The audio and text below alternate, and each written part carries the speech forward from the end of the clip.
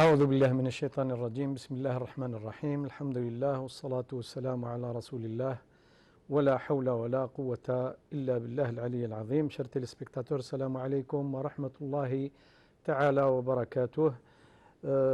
Monsieur Iwaz, marhaba bik, professeur. Nous nous retrouvons bien sûr avec vous chaque samedi à la même heure. Nous allons essayer de parler, bien qu'on a déjà traité du sujet, mais nous allons essayer de parler des grands thèmes ou bien des grands chapitres qui représentent pratiquement toutes les religions, à savoir la doctrine, les rites, et puis le côté juridique et le côté spirituel. Professeur, concernant la doctrine, je peux commencer par vous poser la question, celle que chaque croyant prétend ou croit que sa doctrine est la plus authentique, la plus véridique. Comment faire la différence entre les doctrines, les différentes doctrines, et quelles sont les caractéristiques de la doctrine musulmane? Bismillah ar-Rahman ar-Rahim. En tout cas, je pense à mes yeux que celui qui prétend que sa doctrine est juste et les autres ne le sont pas, c'est une marque d'ignorance, d'abord parce qu'il ne comprend pas déjà le sens véritable de la doctrine. La doctrine est unique et ne peut être qu'une seule. C'est vrai que la manière de l'exprimer à travers les âges et à travers les différentes traditions, en fonction du lieu, du temps et également la langue par laquelle elle est exprimée. Donc c'est sous ce rapport-là où on trouve une certaine différence dans l'expression de cette doctrine. Mais la doctrine en elle-même, التوحيد لا يمكن أن يكون متعددا. توحيد واحد. C'est ce que certains chercheurs dans ce domaine, qui est le domaine traditionnel, appellent la vérité unique, qui est la vérité métaphysique. Donc la vérité métaphysique, al-haqiqa, la doctrine, tous ces termes sont pratiquement des synonymes.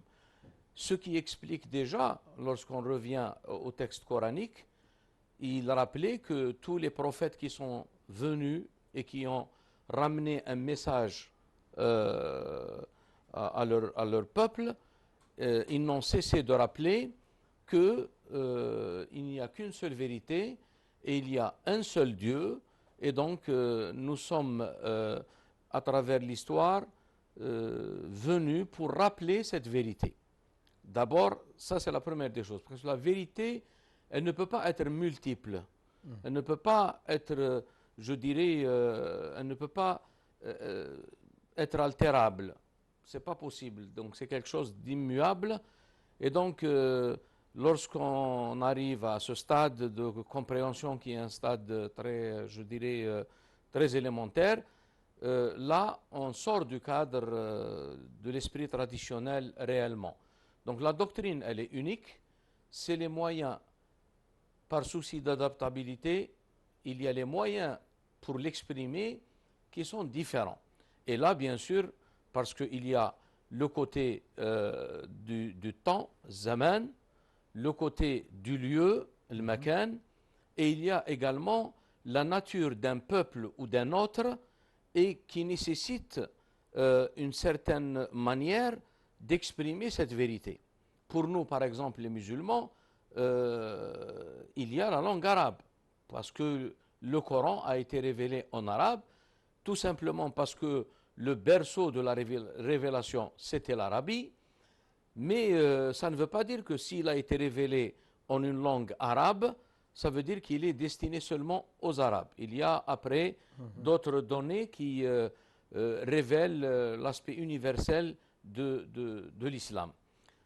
Si on va par rapport aux autres messages religieux, aux messages traditionnels, chaque prophète a exprimé cette même vérité, mais pas en langue arabe. Moussa alayhi salam, Isa alayhi salam, chaque prophète, lorsqu'il est venu rappeler, je dis bien rappeler, et non pas établir une vérité nouvelle, il est venu rappeler cette vérité, il y a pratiquement le langage par lequel il s'est adressé à son peuple, et ça c'est une règle pratiquement pour toutes les traditions. وَمَا أَرْسَلْنَا مِنْ رَسُولٍ إِلَّا بِلِسَانِ قَوْمِهِ لِيُبَيِّنَ لَهُمْ.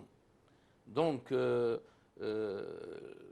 la finalité c'est pour expliquer, c'est pour montrer, donc on a besoin nécessairement pour la transmission du message de s'exprimer en une langue.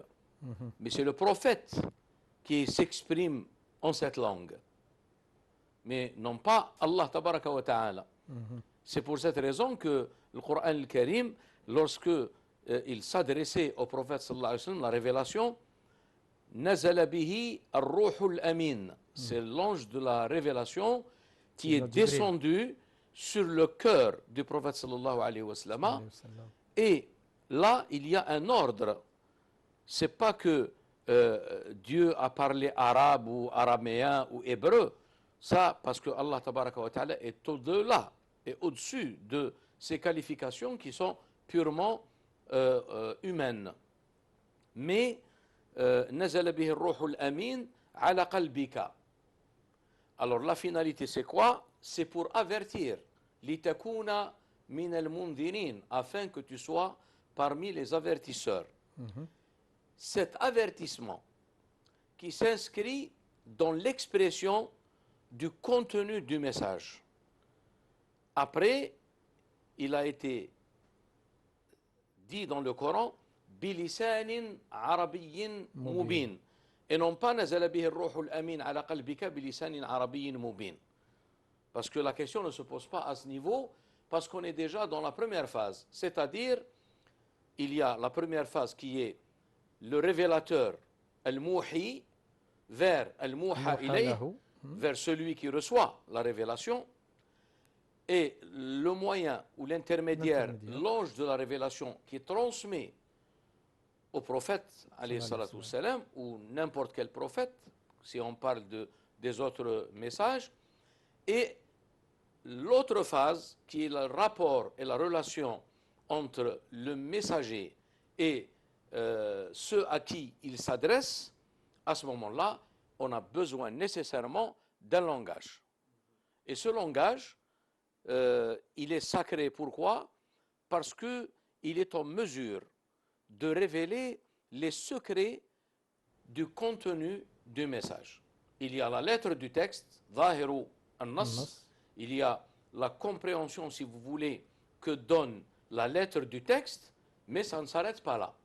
Hein? Ça peut évoluer sans qu'il y ait bien sûr de contradiction, ça peut apparaître plutôt comme des paradoxes, mais il y a toujours un moyen pour essayer de réconcilier entre ces différentes significations. Voilà ce qu'on peut dire déjà par rapport à la doctrine. Et ensuite, après la doctrine, il y a quelque chose d'important. Et c'est là où les modernistes n'ont pas compris, parce que si on suit le développement et l'argumentation des modernistes, ça veut dire qu'il n'y a plus de religion.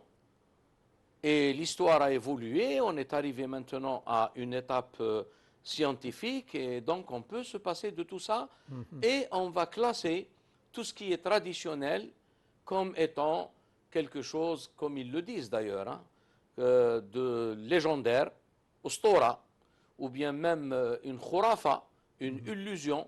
Donc ça veut dire que les finalités des théories modernistes sont, les finalités sont pratiquement une finalité qui emmène à l'athéisme, tout simplement. Et c'est pour cette raison que lorsqu'on parle après la doctrine que je viens de développer brièvement, on arrive au rite, al-sha'air.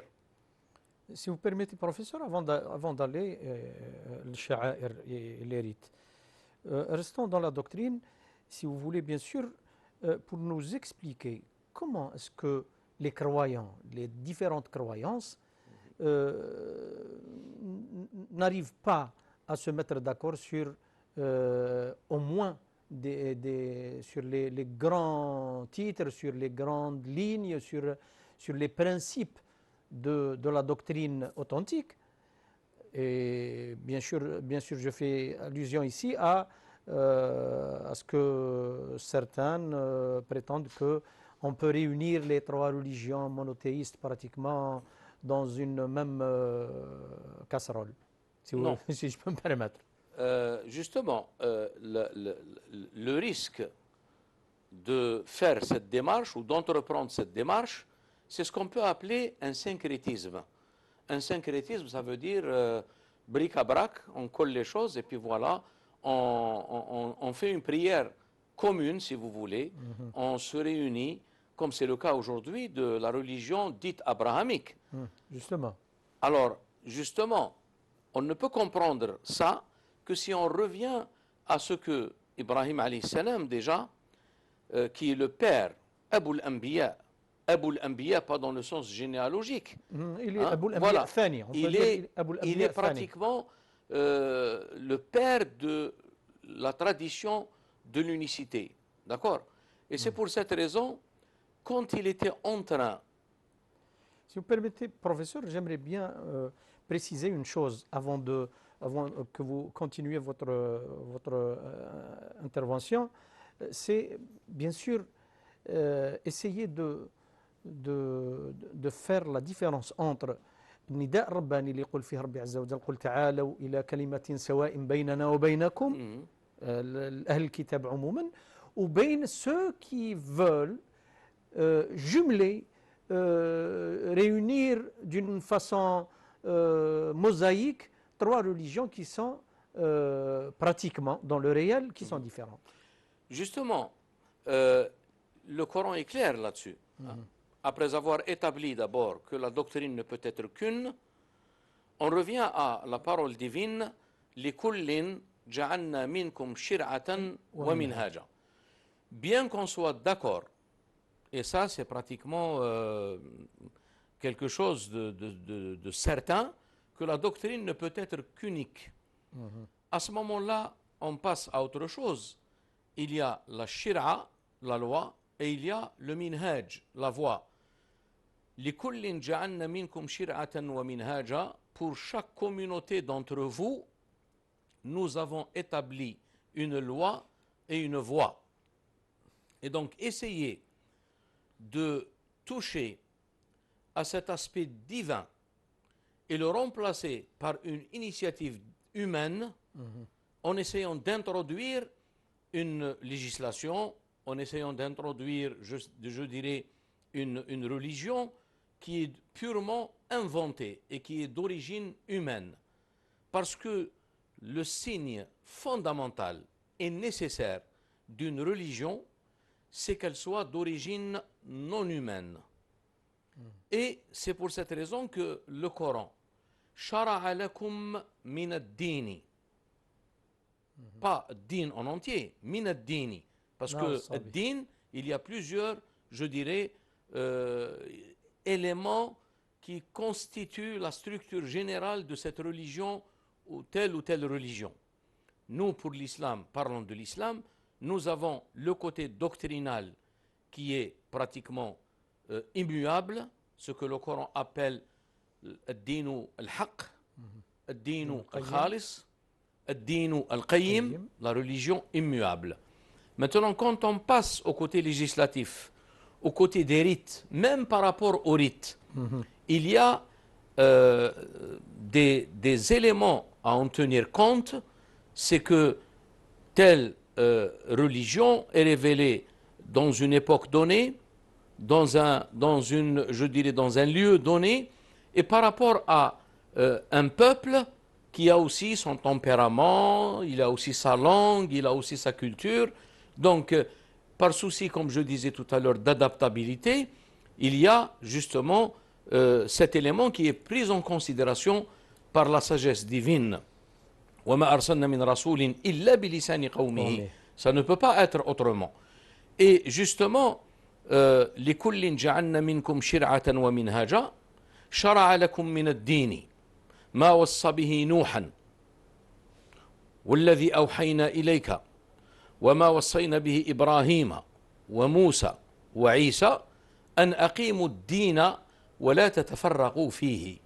Alors ici, لا تتفرقوا فيه par rapport à la doctrine, par rapport aux finalités des rites, les finalités des lois et la finalité également de la dimension spirituelle qui n'a rien d'autre comme but et comme fin que d'arriver à réaliser, à comprendre les subtilités de cette doctrine qui est l'unicité. Ce que je disais tout à l'heure, certains appellent la vérité métaphysique. Et là, justement, Ibrahim alayhi salam, quand il était en train, avec son fils Ismaël, il était en train d'élever les fondations de la maison antique. Alors, lorsqu'il s'est adressé à Dieu avec sa prière, وَإِذْ يَرْفَعُ إِبْرَاهِيمُ الْقَوَاعِدَ مِنَ الْبَيْتِ وَإِسْمَاعِيلَ d'abord ربنا تقبل منا إنك أنت السميع العليم ربنا واجعلنا fais de nous deux individus qui sont soumis à toi واجعلنا مسلمين لك ومن ذريتنا et parmi notre postérité une communauté qui est soumise à toi. Alors la chose la plus importante qui est en rapport avec le thème de notre émission, وَأَرِنَا مَنَاسِكَنَا. Donc si c'était une origine humaine, Ibrahim alayhi salam n'aurait pas demandé à Allah tabaraka wa ta'ala de lui montrer les rites, quoique ici c'est en rapport avec l'élévation et la symbolique également de la maison sacrée, cette symbolique qui est pratiquement, je dirais, dans tous les rites du pèlerinage. C'est pour cette raison qu'ici il est question de l'manasik, donc les rites du pèlerinage. Les rites en général, que le Coran utilise le terme sha'air, donc ces sha'air ne peuvent pas être, je dirais, l'établissement des hommes. Et si on rentre dans ce cadre-là, ça veut dire qu'on a affaire à une pseudo-religion, mais jamais une religion authentique.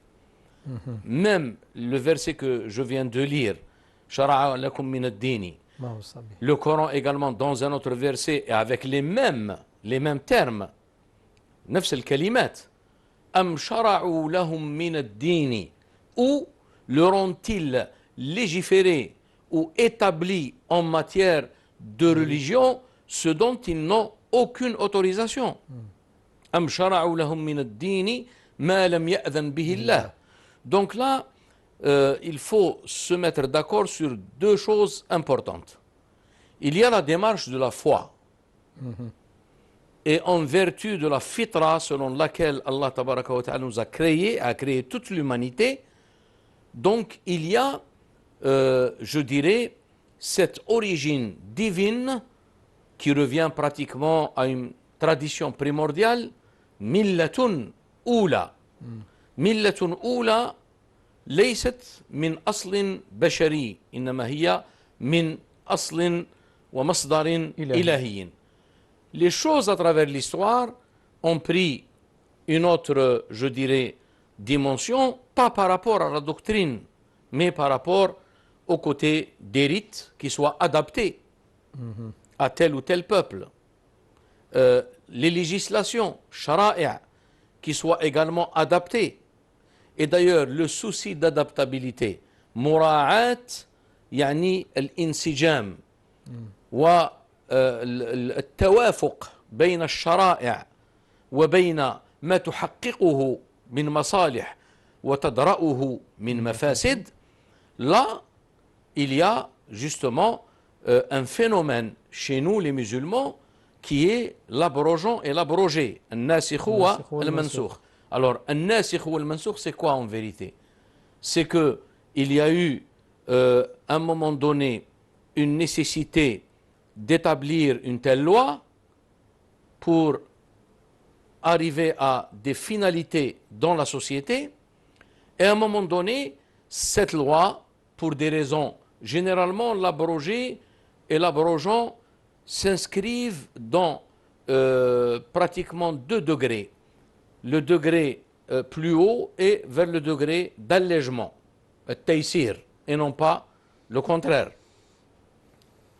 Donc ce phénomène nous montre que cette adaptabilité, elle est très importante, et c'est pour cette raison que dans l'islam qui représente la forme religieuse finale, dans la loi, il y a, je dirais, les principes et les fondements de la loi, qui sont les principes fondamentaux, le Coran, la tradition prophétique, le consensus de la communauté savante, et il y a aussi ce qui permet l'extension et la souplesse et la validité de cette loi à travers l'histoire, puisque c'est la dernière forme religieuse, il n'y aura pas une révélation ultérieure.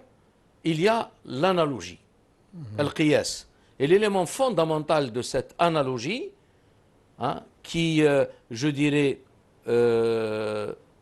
fait sortir le texte de son historicité pour qu'il soit pratiquement apte à répondre aux cas nouveaux qui se posent à travers l'histoire de l'humanité.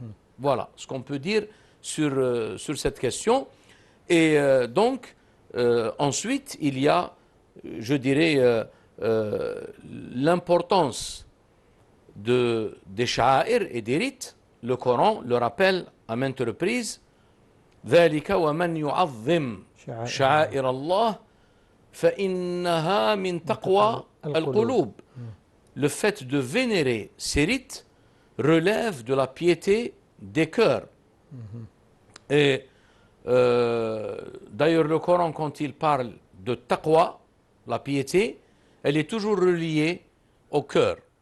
Voilà donc ce qu'on peut dire, et reste après l'élément spirituel. Si vous permettez, je reviendrai sur une question concernant la doctrine, bien sûr.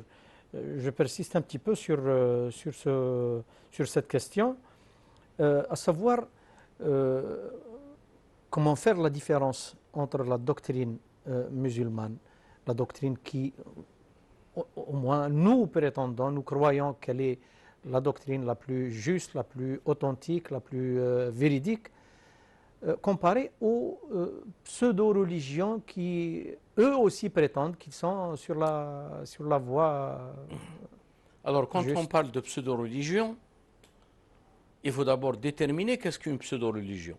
Je viens de le dire, lorsqu'il y a l'élément humain qui intervient. Et donc les hommes établissent elle est intouchable, elle est inaltérable et immuable. Le Coran l'appelle ad-din al-qayyim, ولكن أكثر الناس ذلك الدين القيم ولكن أكثر الناس لا يعلمون. Donc lorsqu'on parle d'une pseudo-religion, ça veut dire que c'est ce qu'on appelle peut-être diyanat al-wad'iyya, les religions qui ne sont pas d'origine, je dirais, divine. Je ne dis pas que les doctrines, mais je dis les religions, qui sont l'expression d'une doctrine unique. Donc l'inhiraf, il ne touche pas à la doctrine. الانحراف لا يتعلق بذات الحقيقة وإنما يتعلق بتصور وتفسير الأتباع واعتقاد الأتباع. D'ailleurs, c'est pour cette raison que l'imam al-Bayjouri, dans son ouvrage Tuhfat al-Mourid, qui est un commentaire d'un poème sur le tawhid, qui est Jawharat al-Tawhid de l'imam Ibrahim al-Laqani, lorsque il parle de cette question, il dit que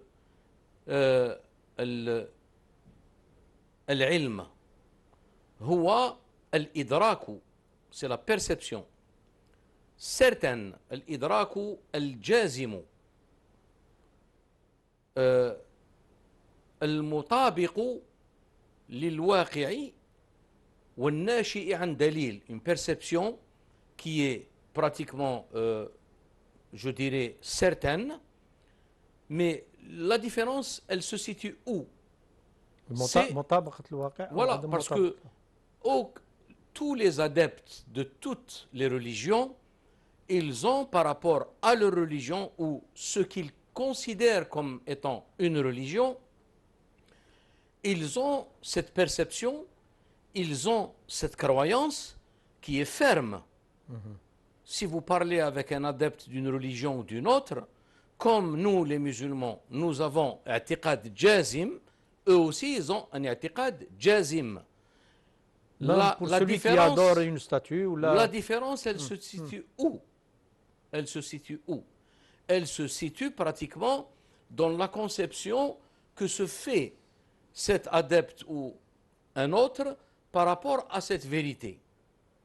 Et même celui qui, quand on parle de Diyanet al-Wathaniya, le sentiment qu'il y a à l'intérieur de ces gens qui suivent cette croyance et qui adorent je dirais ces aspects, soit naturels, soit cosmiques, soit humains, c'est la fitra qui est en train de parler et de se manifester. Mais l'erreur, elle est à l'extérieur.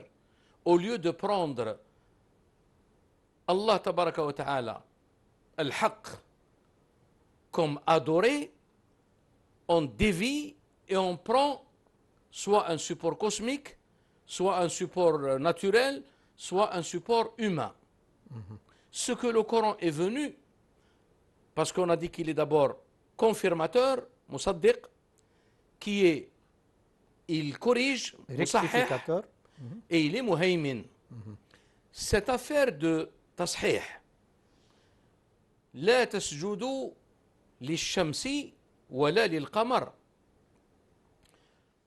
واسجدوا لله الذي خلقهن. Donc la fitra qui se manifeste à travers ce sentiment religieux qu'on trouve pratiquement et à l'intérieur, il est unique par rapport à tous les adeptes des religions. Mais au lieu d'aller vers la divinité véritable, al-ilahu ou Allahu al-haq, alors il y a une déviance, et cette déviance, elle va avoir comme objet soit un animal, soit... Et ce qui explique que c'est la fitra qui s'exprime, et l'erreur, elle n'est pas à l'intérieur, mais l'erreur, elle est à l'extérieur. Ce qui explique cela, c'est qu'on a vu à travers l'histoire un élément constant, c'est que les gens qui adorent autre qu'Allah tabaraka wa ta'ala, généralement, ils adorent les phénomènes qui sont une expression de la force ou des divinités qui représentent l'émerveillement, l'imbihar ou le ta'adjub. Et justement, le Coran, quand il est venu en tant que rectificateur, et lorsqu'il appelle par exemple un Nasara qui ont pris Jésus pour divinité, alors que le Coran يقول وما من إله إلا الله لقد كفر الذين قالوا إن الله ثالث ثلاثة وما من إله إلا إله واحد. Donc cette trinité, elle n'est pas au niveau de la vérité elle-même, au niveau de la doctrine elle-même, mais au niveau du rapport des adeptes par rapport à cette vérité. Et c'est ce que le Coran rappelle à chaque fois. Et donc, on attribue ce qu'on rapporte voilà. De plus. Mais et c'est pour cette raison que le besoin d'être en relation et de reconnaître cette vérité, il est exprimé nécessairement par le fait que chaque individu, sans exception, chaque individu, chaque personne, elle est créée selon cette fitra. Mais lorsque cette fitra s'exprime, à l'extérieur, l'erreur intervient. Et c'est pour cette raison qu'aujourd'hui, les gens qui disent que, d'abord, qui essayent de forger une religion d'origine humaine et dire on va essayer de faire, je dirais, un mélange Et comme ça, tous les problèmes seront résolus à leurs yeux. Hein, et en disant, voilà, on va dire qu'aujourd'hui, on va adopter une nouvelle religion qui est la religion abrahamique. Et il se réfère à ce nom, Ibrahim alayhi salam, abrahamique, parce que c'est lui pratiquement qui a appelé à ce tawhid et il a appelé à ce que le Coran ou les traditions prophétiques appellent al-hanifiyya, al-samha. Voilà. Mais l'erreur, elle intervient à l'extérieur. Maintenant, qu'en est-il du sort de ces adeptes? Alors, avant l'arrivée et l'avènement de l'islam, il y a eu ce qu'on appelait Ashab al-Fatra, et qui étaient pratiquement muwahhidoun. Pourquoi? Parce qu'il n'y avait pas, après Jésus, alayhi salam, il n'y avait pas de prophète qui est venu mettre à leur disposition, pas venu pour ramener une vérité nouvelle. Pour rappeler, bien sûr. Pour rappeler et pour mettre à la disposition de ces peuples les moyens pour rentrer en contact, mais je dirais des moyens authentiques et qui sont eux-mêmes, ces moyens, sont des moyens d'origine divine.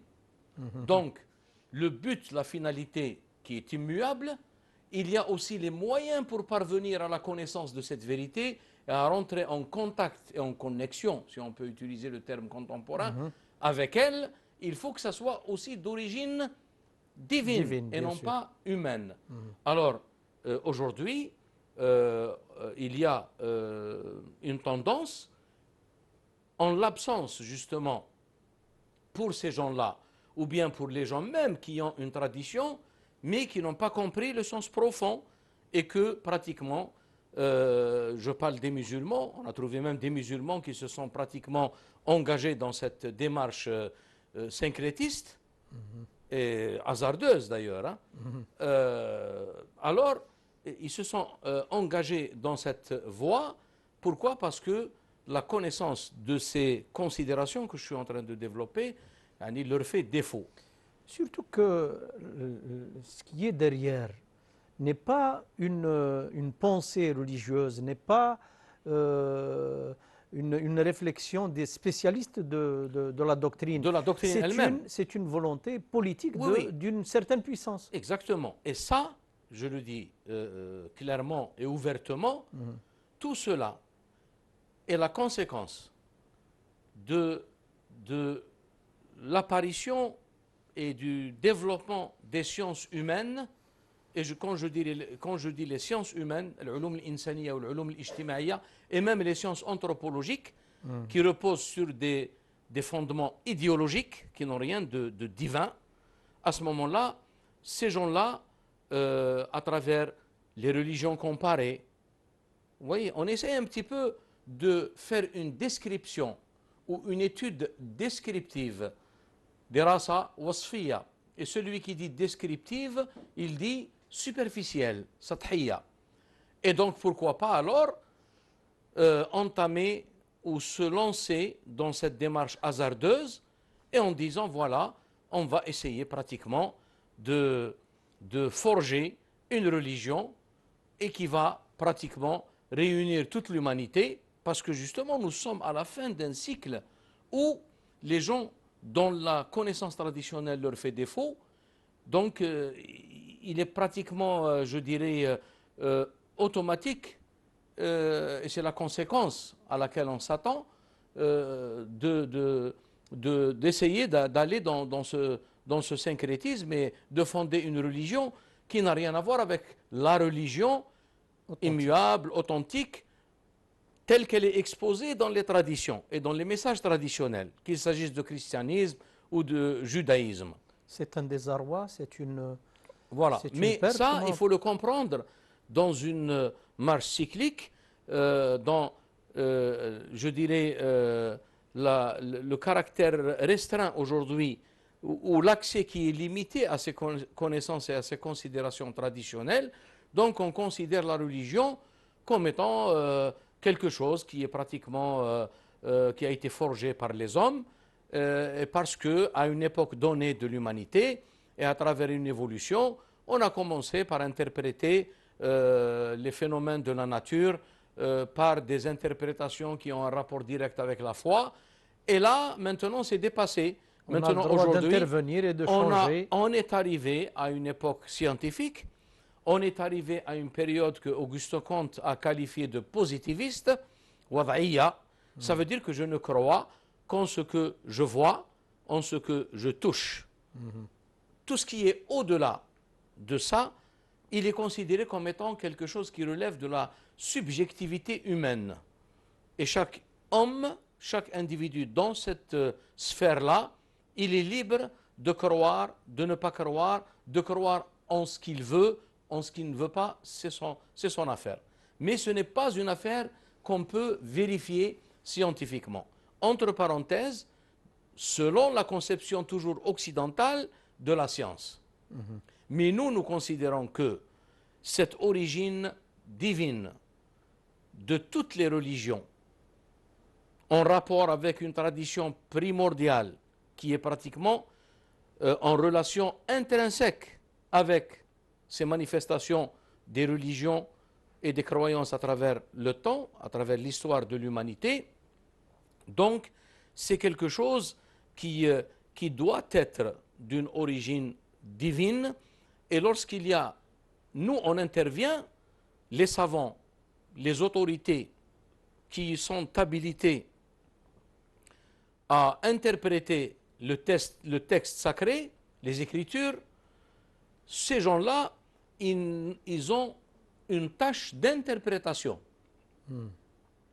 C'est pour cette raison qu'une différence fondamentale entre la conception traditionnelle et la conception moderne par rapport aux religions, il y a une différence entre les sciences religieuses et les sciences de la religion. Al-ulum ad-diniya wa ulum ad-din. C'est deux choses différentes et c'est fondamental. Pour nous, ou pour toutes les traditions authentiques, al-ulum ad-diniya, c'est quelque chose qui émane de la tradition elle-même. Nous, dans l'islam, ce n'est pas quelqu'un qui vient de l'extérieur avec des outils purement humains et il essaie de nous donner une explication de la religion. Ce qui est le cas des sciences humaines, anthropologiques, sociales, selon la méthodologie occidentale. Un simple exemple. Lorsque le prophète sallallahu alayhi wa sallam a reçu Gabriel, à la fin de la tradition, quand il lui a posé la question qu'est-ce que la foi, qu'est-ce que l'islam, qu'est-ce que l'ihsan, l'excellence, à la fin de la tradition, il est bien clair que le prophète sallallahu alayhi wa sallam a posé la question à ceux qui l'entouraient, de ses compagnons. Il dit, savez-vous qui est la personne ou qui est celui qui posait les questions? On répond, Allah wa rasuluhu a'lam. قناة القرآن الكريم جزائرية الروح عالمية الرسالة. أعوذ بالله من الشيطان الرجيم.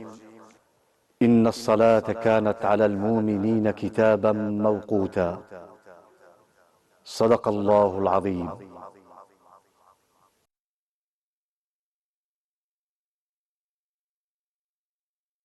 الله أكبر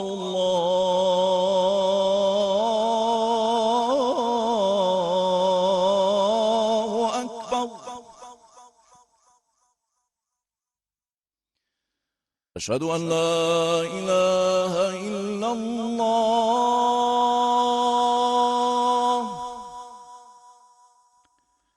أشهد أن لا إله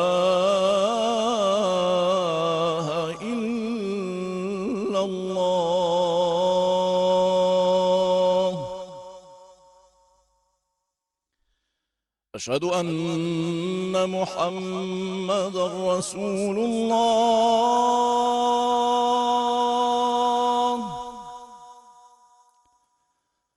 أشهد أن محمدًا رسول الله.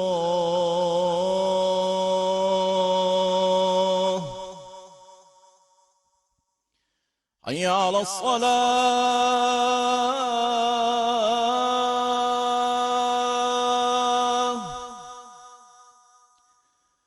حي على الصلاة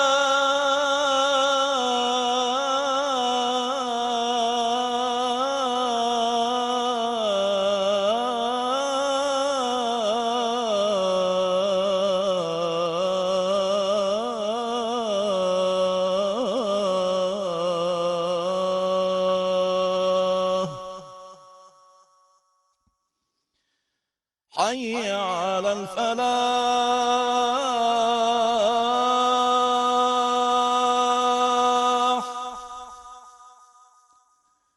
حي على الفلاح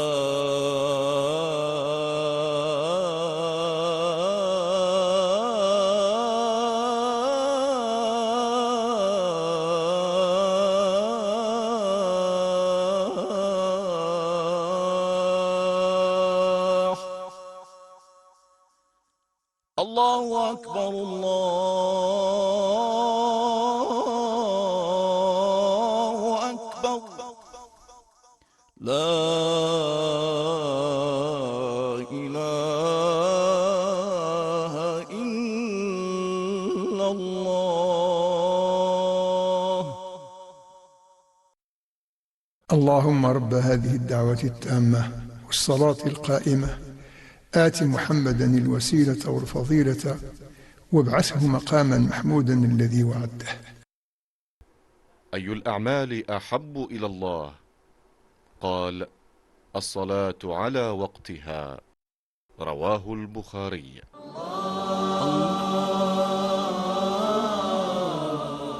Alors, le prophète sallam a dit clairement هذا جبريل أتاكم يعلمكم دينكم.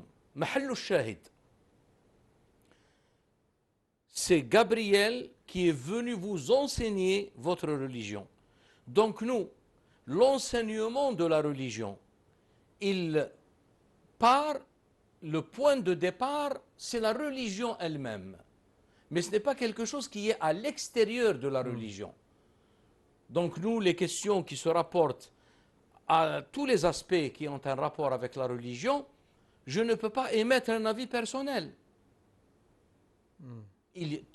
Qu'il s'agisse de doctrine, qu'il s'agisse de rites, pratiques rituelles, je ne peux pas prier, je ne peux pas jeûner, je ne peux pas faire l'aumône légale selon une évaluation personnelle.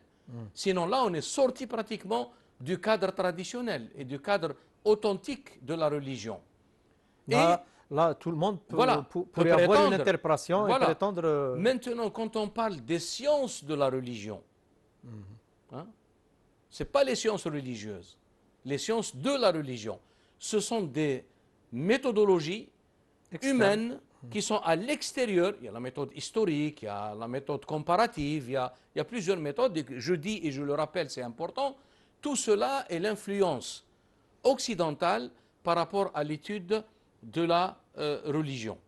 Et là, on a pratiquement des individus qui ont pratiquement une opinion et selon un examen du milieu social, d'ailleurs le milieu social déjà il n'est pas le même. Donc, et là, on prétend arriver à des lois ou à des fins qui sont pratiquement, entre parenthèses, telles qu'il les qualifie, scientifiques. Et donc, quand il dit scientifique, le but c'est quoi? C'est de les généraliser par rapport à toutes les religions. Et donc, on doit soumettre toutes les religions à ces critères qui sont des critères modernes. Alors, on ne tient même pas compte de la spécificité du lieu, du temps, de la culture et de la nature même du message. Un message qui est pratiquement destiné à des Arabes. Bon, il est destiné à des Arabes. Quand je dis les Arabes, c'est par rapport... bien sûr, en premier lieu. Et je dirais même au-delà de cette question de premier lieu ou pas, c'est la langue. Parce que la civilisation musulmane... C'est un choix divin. D'ailleurs, c'est pour ça que les chercheurs ont pratiquement essayé de traiter une problématique. La civilisation est-elle arabe, est-elle arabo-musulmane ou est-elle musulmane tout court? Alors là, il sort de cette problématique qu'elle est musulmane. Parce que ce n'est pas les Arabes seulement. En tant que race, bien sûr. Voilà, donc tout dépend du rapport sous lequel on traite la question. C'est vrai qu'en tant que langue, il y a la langue arabe qui est pratiquement indissociable. اللسان العربي ولا يمكن أن نفصل بين اللسان العربي والدين الإسلامي. Impossible. Mais ça ne veut pas dire que seuls les Arabes ont contribué à bâtir cette civilisation. Il y a des Persans. Hein? Et d'ailleurs, si on examine pratiquement les savants qui ont eu une influence considérable dans la naissance de cette civilisation, on trouve pratiquement peu qui sont d'origine arabe. Il y a... sont une minorité, voilà. Bien sûr. Donc, ici, également, il faut comprendre que moi, personnellement, quand je me fais une conception par rapport à ma religion, je ne peux pas la faire à partir d'éléments et d'outils qui sont extérieurs au texte. Et d'ailleurs, si on essaye de parler de la structure générale de l'islam, nous avons la doctrine, nous avons les rites, nous avons la législation, nous avons la spiritualité. Mais cette classification qui est d'ordre bien sûr méthodologique, hein, parce que la vérité, elle est une seule. Hein. Cette répartition, elle est purement méthodologique. Donc, Nabi sallam yu'allimukum dinakum. Donc ça veut dire que le din immuable, le din al-haqq, il est pratiquement, on trouve ces 4 éléments qui sont pratiquement dans toutes les religions. Sauf que dans l'islam, il ne faut pas oublier une chose, c'est la forme religieuse finale.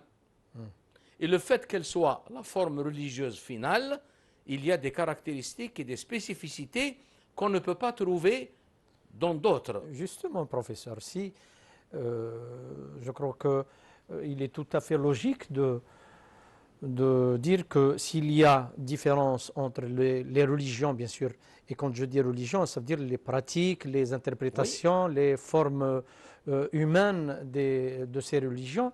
S'il y a contradiction entre ces religions, il est tout à fait normal qu'il y ait une différence entre les rites.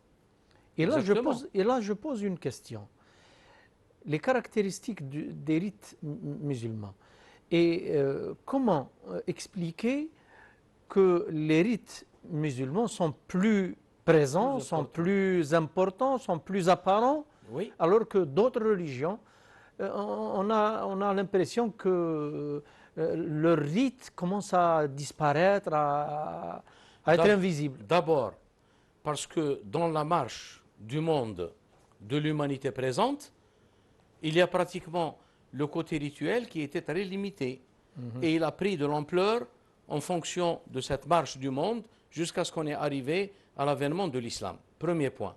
Deuxième point, les rites sont considérés comme autant de remèdes pour les maux de l'âme humaine. C'est pour cette raison d'abord qu'il y a différents rites. Et voilà ce qu'on peut dire, peut-être on développera davantage dans une émission, je dirais, à part, parce que c'est très important ce que vous venez de dire.